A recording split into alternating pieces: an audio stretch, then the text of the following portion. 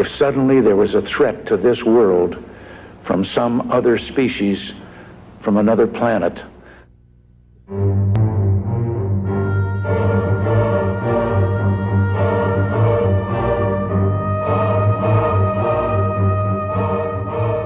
In our obsession with antagonisms of the moment, we often forget how much unites all the members of humanity. Perhaps we need some outside universal threat to make us recognize this common bound.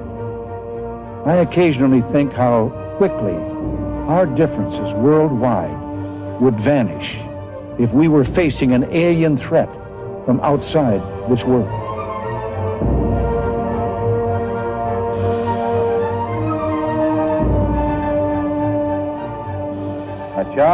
This is just the beginning. And space is the inescapable challenge to all the advanced nations of the Earth. And it will establish the United States as the preeminent spacefaring nation.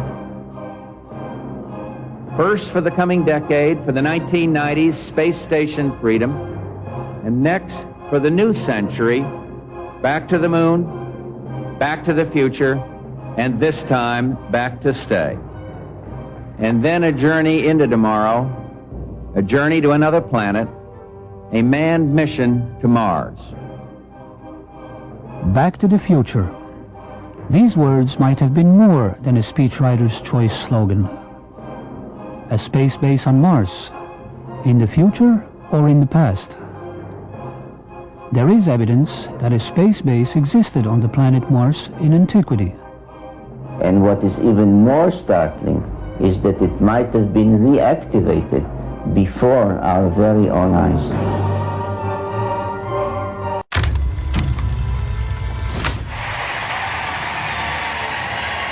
And welcome. We are live in Baltimore, Maryland, at Baltimore Center Stage. I'm Anderson Cooper. Thanks so much for joining us. I want to welcome the 46th President of the United States, President Joe Biden.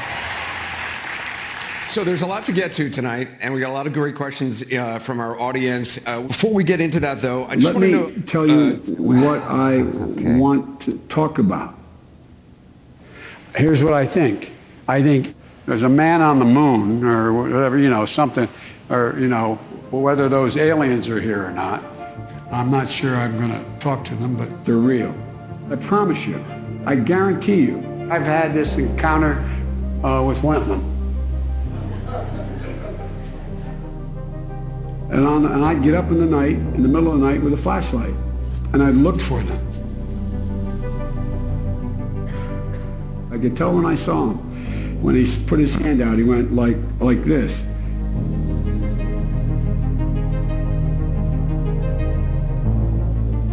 All of a sudden, I was raised very, very high. And he looked at me and said, Look at me. Look at me, Joey. I come from outer space. I've gone, oh my God. What's happening? Please don't leave us. Don't leave us. And it was all gone. I know that sounds silly, but I mean, everybody thought I was a little nuts. But it happened. It happened. Think about that.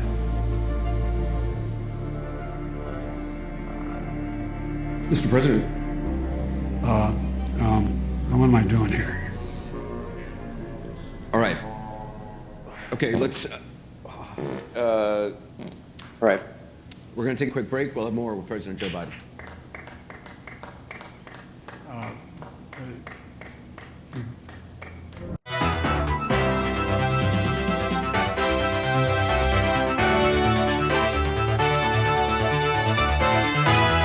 Hello and welcome to On the Record. Those of you who joined us last week were probably amazed, as I was, by some of the latest research in the field of UFOs. There is so much to talk about, however, we were unable to fit it all into one program, so my guest again this week is UFO researcher, former state Senate candidate, and award-winning pilot John Lear. Mr. Lear, nice to have you here again. Always a pleasure to be here, George. To begin with, we have this concept of the people from other planets as little green men. Are they green from what you know? Are they all the same, or we got different kinds of them? George, there's at least 70 different species, and probably more. But yes, as odd as it sounds, there are little green men. That's not the ones we usually see, though. We see the little gray ones. They're about 4.5 feet tall. And we see the ones that are called the Nordics. They're about 7 feet tall, look like us, but they're invariably blonde hair and blue-eyed. They're one of the species that we have on ice. One of their crashes we recovered. Obviously, with different species, they have different motives. I mean, are there good aliens and bad aliens, good from what you aliens know? and bad aliens, and all kinds of ways and reasons for interacting with us. And what are some of the reasons? Why would they be here? Genetic experiments.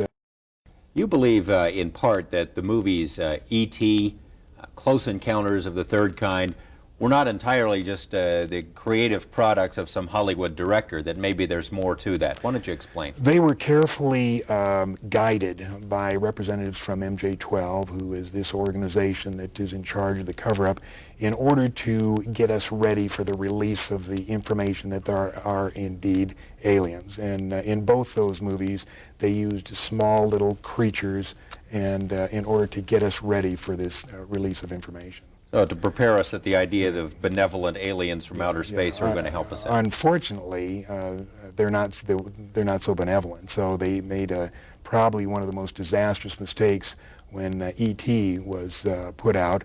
At that time was before we discovered what I call the double cross or the grand deception. And they were trying to get us used to the benevolent little creatures, but that isn't the case. Why don't you take a couple of minutes? Now, you've done as much research on UFOs as just about anyone, I'd imagine, and if you haven't done it, you know people who have. Where did it all start, and how have we put this picture together of where they came from and why they're here? Well, the whole thing started in July 2nd, 1947. That was the first crash. First crash of an alien spaceship. Of an alien spaceship. July 6th is when they recovered it and sent it to Wright-Patterson Air Force Base. July 7th is when they held the press conference and told the people it was a weather balloon, which the press bought hook, line, and sinker.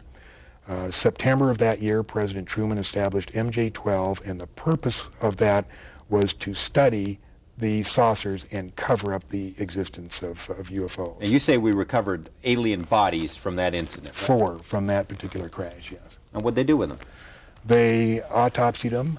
Dr. Detlef Bronk was the chief surgeon, so to speak. He was the one that named them EBEs. And it stands for extraterrestrial biological entities.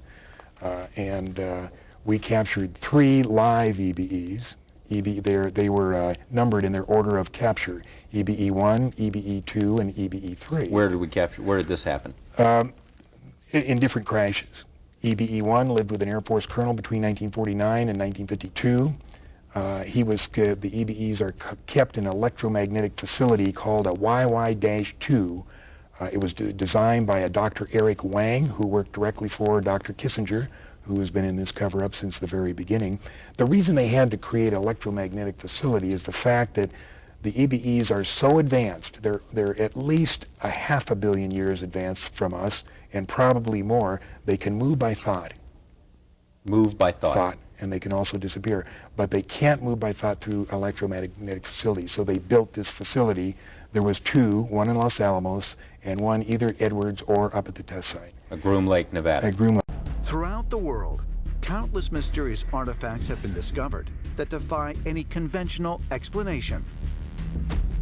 And while skeptics may insist that proof of alien visitation could only come in the form of some highly advanced technology, ancient astronaut theorists suggest even the most mundane items can serve as evidence.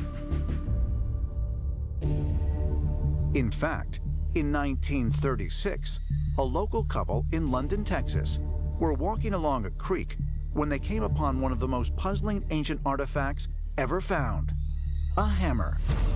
It was a prehistoric hammer, if you will, with part of the handle still in place inside some very old rock. And part of the handle actually is starting to go through a process called coalification. It's where you have inorganic material and organic material changing into coal. Now, how old is this hammer? The hammer itself was found in the Travis Formation. It's a concretion of sandstone. And it usually takes about 140 million years for this to form. Who was here 140 million years ago? Modern-day archaeology suggests that we've only been around for about 10,000 years, so this falls into the category of out-of-place artifacts.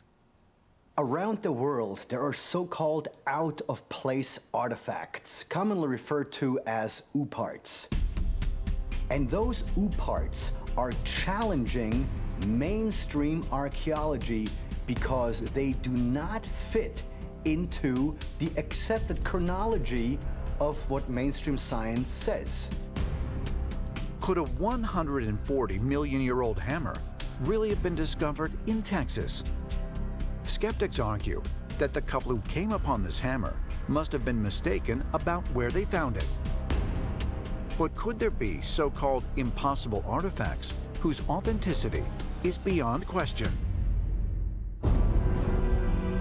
Egypt, Valley of the Kings, November 1922. British archaeologists Howard Carter and Lord Carnarvon discover what will prove to be one of the most important finds in the history of Egyptology, the tomb of King Tutankhamun.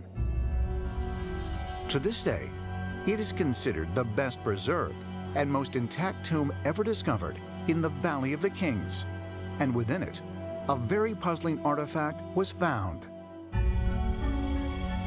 While they're unpacking Tut's mummy, they discover these incredible daggers.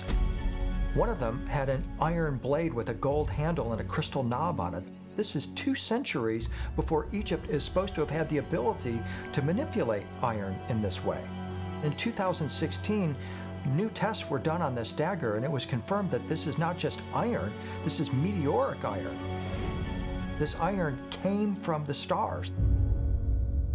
Anybody who's ever worked with meteorites, even today, will tell you it's very difficult to do this because of the high nickel content. It makes the metal very brittle. And a technique known as folding or stacking has to be done in order to strengthen it, or else it'll crack and fracture. So the metal has to be heated up to about 2,000 degrees and then folded and hammered, folded and hammered. But the dagger doesn't display the telltale signs of folding, which is usually the striations that run through the metal. So how was this blade made? According to their texts, the knowledge of how to work with metal was given to the Egyptians by the god Ptah. Ptah was the Egyptian god of smithcraft and alchemy. He came from the star Sirius. He had green skin. Is it possible that this incredible dagger has some sort of an extraterrestrial connection?